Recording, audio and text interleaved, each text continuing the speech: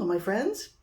In today's video I'm trying resin for the first time, applying a top coat to this little cloud pour I did not long ago using GenCrafts Resin Kit.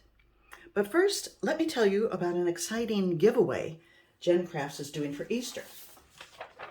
One lucky winner is going to receive all the contents of the basket shown here. Now please note the basket is not included, but what you will receive is a 24 bottle set of pouring paint, the 12 bottle set of neon pouring paint, an 8-pack of canvases, and the resin kit.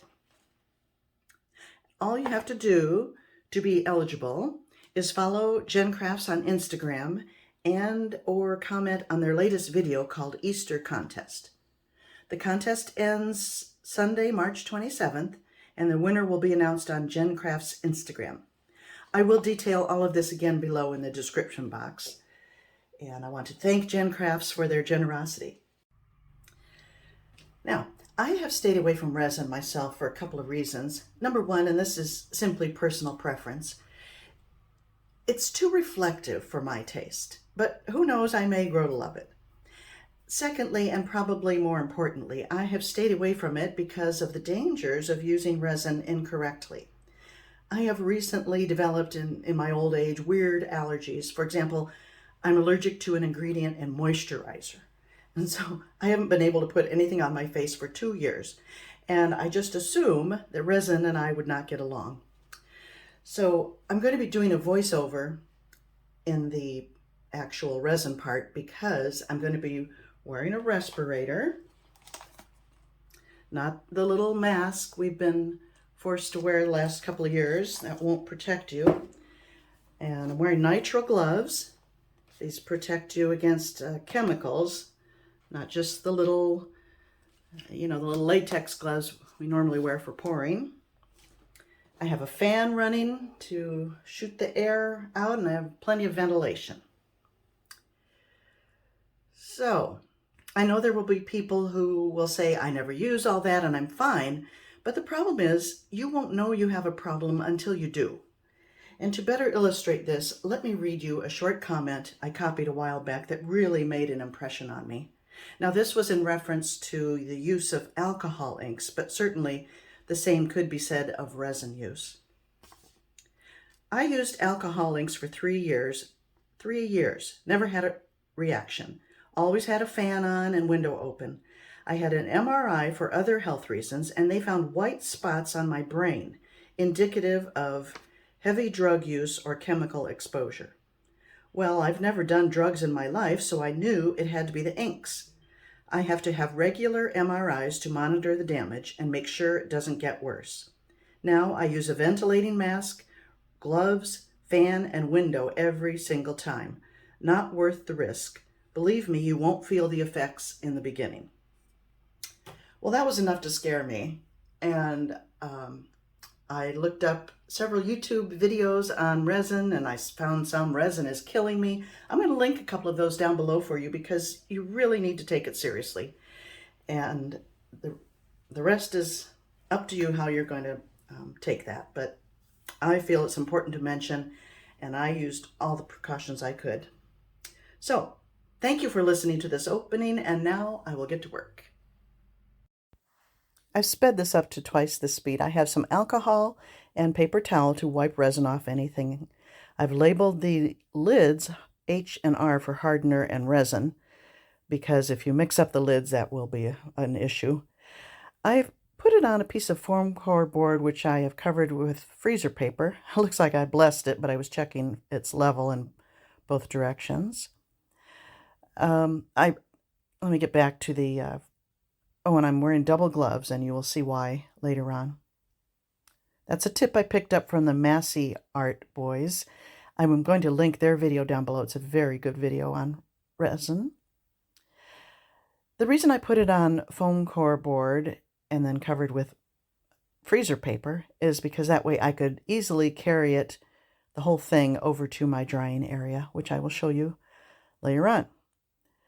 I bought the cute little spatula at the dollar store, and it fits really well in the cup. I was able to get out all the little bits of resin. And now I'm going to be cleaning up that little spatula and setting it aside.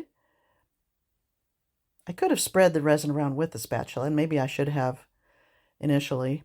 I almost wish I had maybe tilted it to kind of get coverage, but I've seen so many people use their gloved hand, and there is an advantage in that you can actually feel any voids you may have, especially on the sides as you run your hand along to coat. You can really feel it drag if you have any unresined spots. So I'm really paying attention to the sides, dipping into the center for resin, picking up the drippings. Of course, resin is self-leveling, so you don't have to worry about leaving any dents in your piece.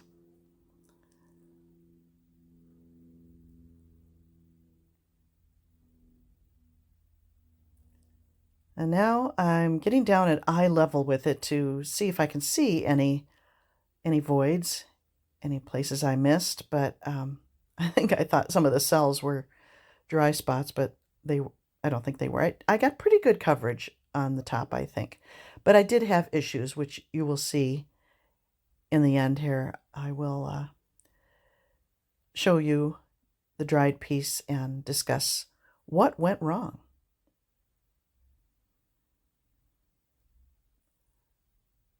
So now I'm attempting to take off one of the gloves. Now, these nitrile gloves are a little snug, so it wasn't easy to remove. I think next time I will put a latex glove underneath, because all I needed it for was to use my, what do you call it? The torch to pop bubbles. And then if I touch the canvas again, the resin again, I can just use my other hand, which still has the nitrile glove on. So that's something I learned. So I'm popping bubbles, thinking possibly that was one of the problems I had, and next time I'm going to use a heat gun.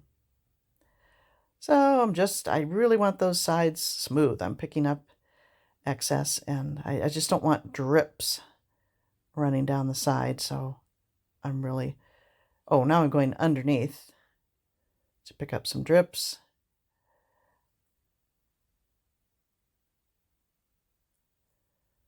Just touching up some areas that I think might be problematic. Yay! I think it was okay. So I'm about to stop here, and then I will show you where I placed it to dry, my little setup. Oh, wait, first I was thinking of covering it with this, but I was just concerned that it would stick to the resin drippings, and it was just a little too close in size. So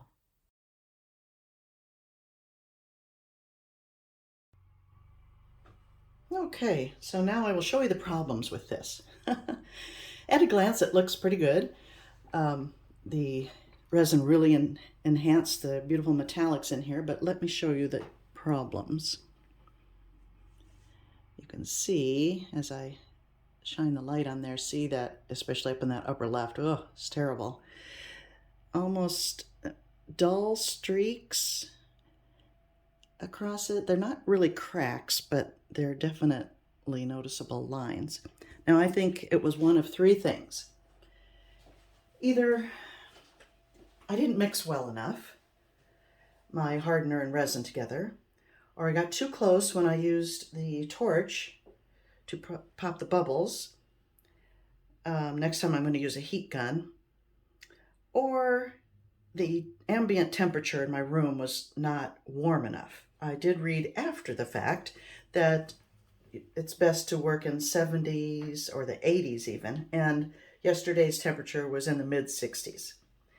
And then, of course, as it dried, it was even cooler in this room. So maybe those of you who are resin experienced can tell me exactly what caused that. And once I know that, I can sand this down and apply another coat on there, which I may do. So I thank you folks for joining me on this journey. It was very interesting, quite a learning experience, and obviously I'm still learning. But I thank you for joining me, and I shall see you next time.